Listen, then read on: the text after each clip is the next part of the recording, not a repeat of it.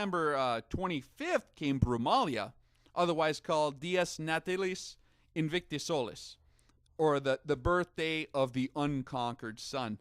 This is when the days begin to lengthen after the solstice.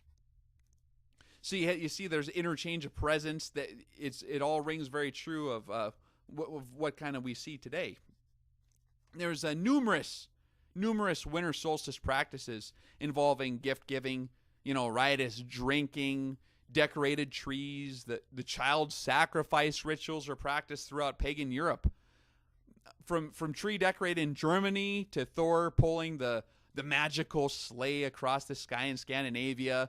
Most of the Christmas traditions we are familiar with today share these same roots with King Nimrod, really, is where it all started. Then around 2,000 years ago, the world was changed forever.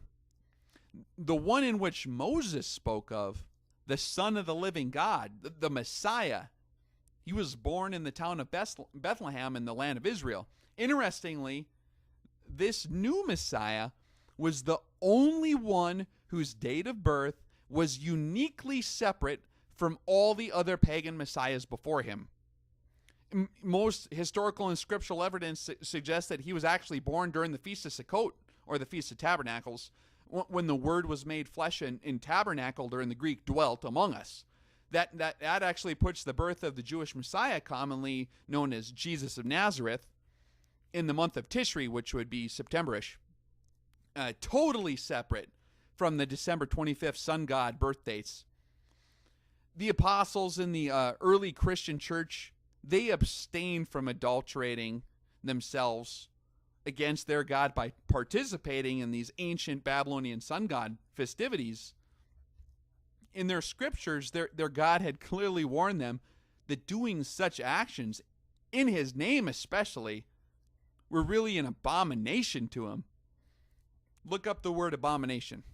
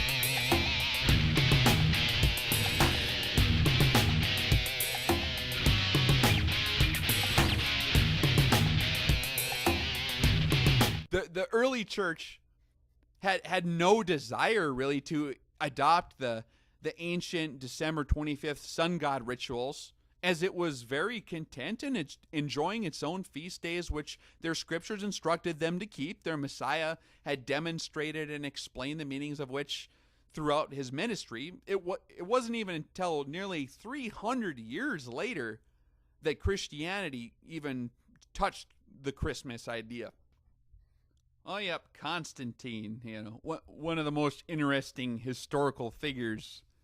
The Roman Emperor Constantine the Great, he converted to Christianity following his battle at Milvian Bridge in 312.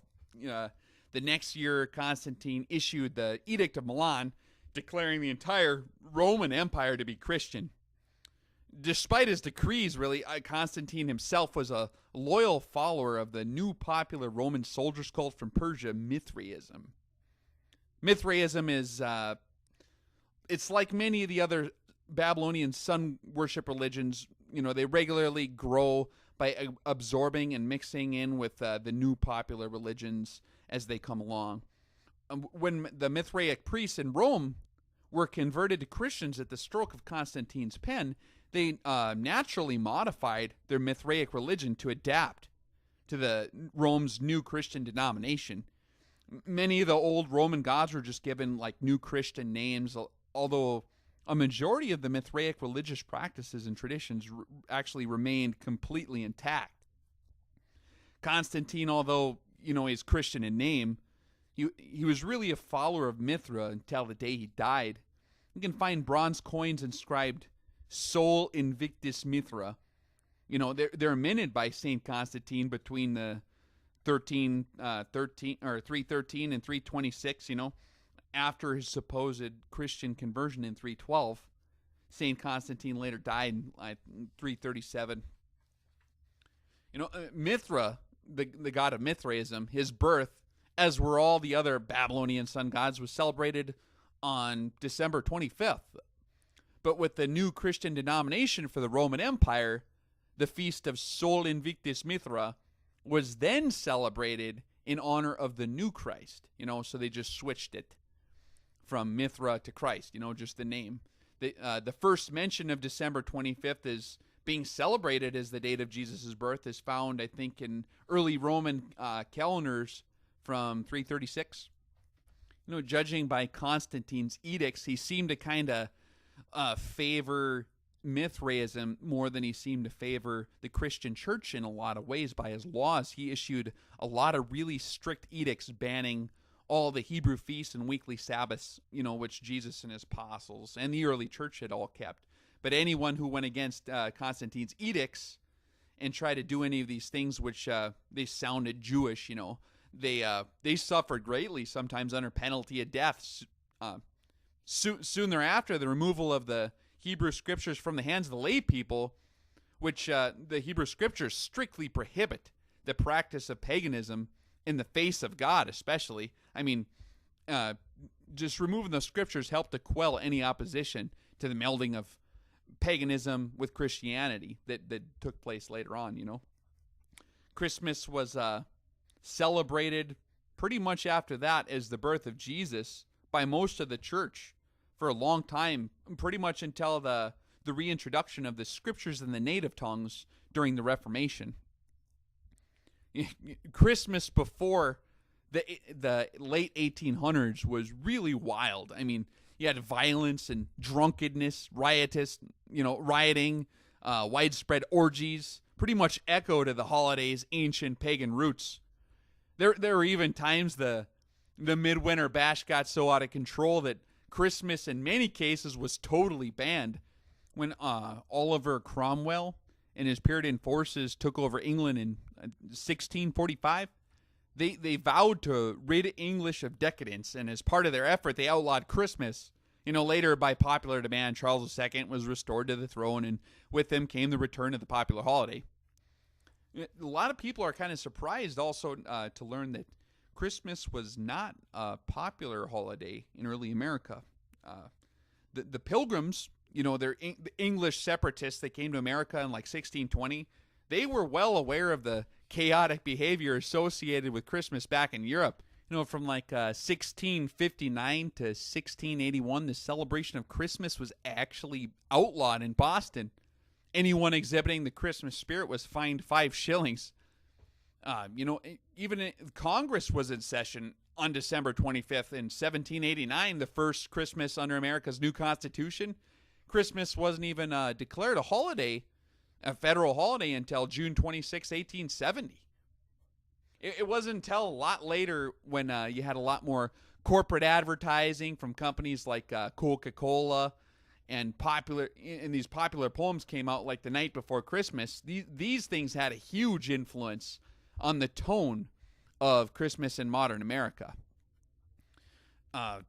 Christmas today in America has become centered on materialism, really, where the main focal point of the holiday is on fulfilling, the dream of more stuff. Many argue that this is not the case. However, one needs only to measure the levels of enthusiasm expressed in children, for the Christmas's different components. I mean, all you have to do is go ask a child on Christmas what he's so excited about, and you'll quickly learn that his glowing eyes are all about the Nintendo Wii or the new Tickle Me Elmo. Whatever kids may be trained to say by their parents or pastors, this is the real fruit, the real proof of the pudding, watching their enthusiasm.